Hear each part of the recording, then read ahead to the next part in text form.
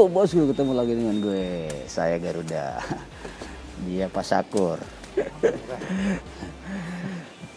Nah, ini ada barang baru nih. Wih, barang baru. Keren nggak ya?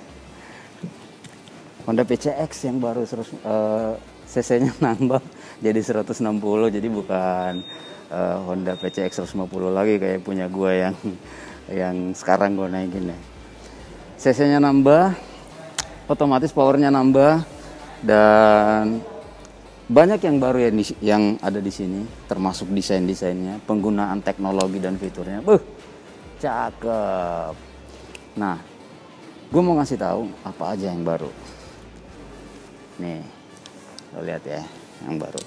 Karena pasti kan lo bertanya-tanya kan, lo beli PCX yang baru, apanya yang worth it nggak? Worth it apa enggak gitu loh. Apalagi kalau misalnya lo udah punya beberapa bahan di PCX sebelumnya. Tapi ya menurut gue sih worth it. dari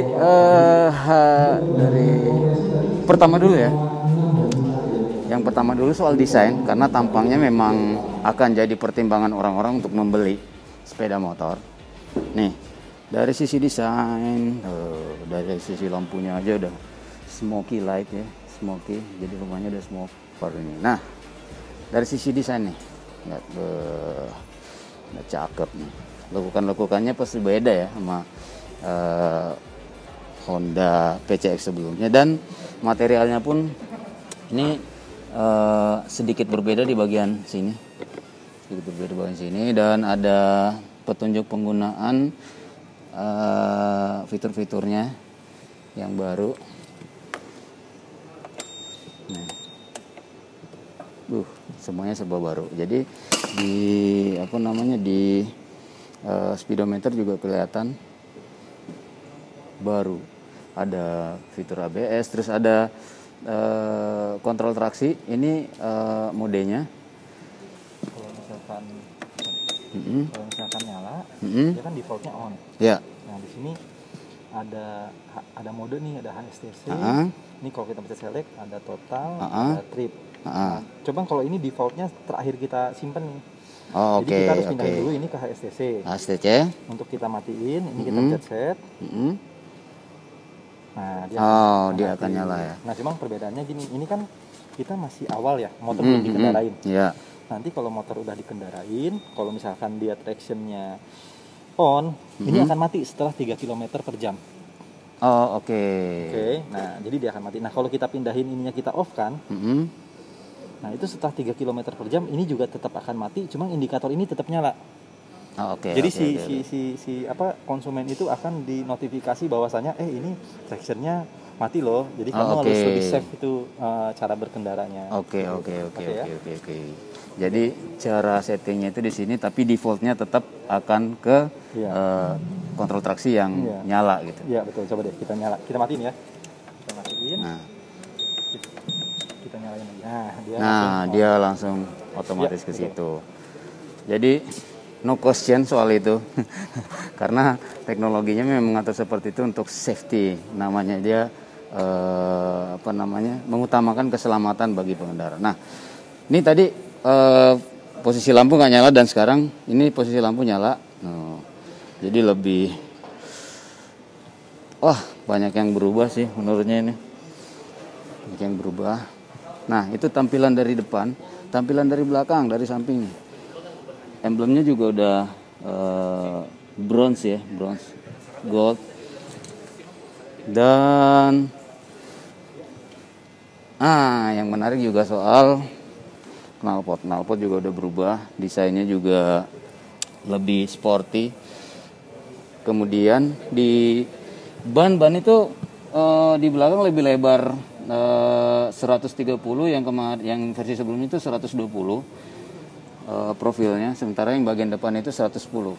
Tapi kalau kita ngelihat secara kasat mata itu memang nggak begitu, perubahannya nggak begitu nggak begitu kelihatan ya.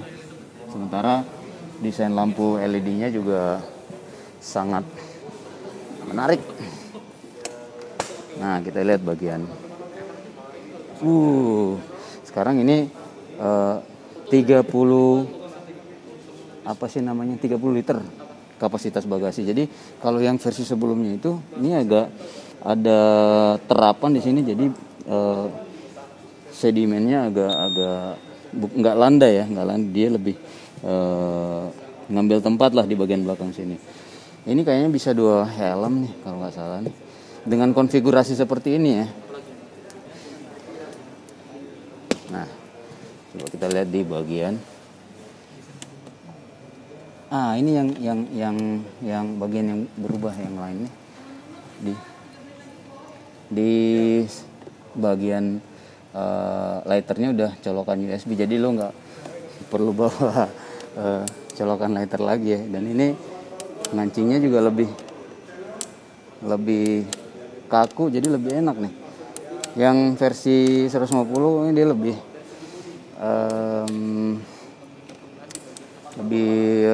lembek. Nah, hal lain yang berubah tentu, apalagi kalau bukan mesin ya. Kalau bagian mesin gue akan ngeliatin nih, banyak hal yang berubah, termasuk di bagian piston, termasuk ukuran pistonnya sendiri. Nah, ini ukuran pistonnya, dia lebih lebar, lebih besar, bornya juga lebih pendek. Bornya lebih besar dan stroke-nya lebih pendek. Itu untuk mengurangi gesekan yang ada di penampang pistonnya ini, pinggirannya. Jadi performanya bisa lebih cepat, lebih responsif ketika narik gas. Dan yang paling istimewa karena dia udah 4 katup nih tuh. Jadi 2 katup untuk ngasih bahan bakar dan udara, dan 2 katup untuk pembuangan. Soal harganya 30 juta mulai. Dan menurut gua ya kalau lo beli PCX baru sebulan yang lalu ya rada nyesek juga. Tapi itulah, mau teknologi handphone, mau teknologi motor, ya pasti akan ada perubahan secara terus-menerus. Oke deh, mungkin cuma itu yang bisa gue jelasin, dan ntar gue akan ngerasain performance-nya motor ini di track tentunya ya, bukan di jalan raya, karena ini ya memang udah dijual tapi belum banyak yang beredar di jalan raya lah. Oke deh, saya Garuda. Cus.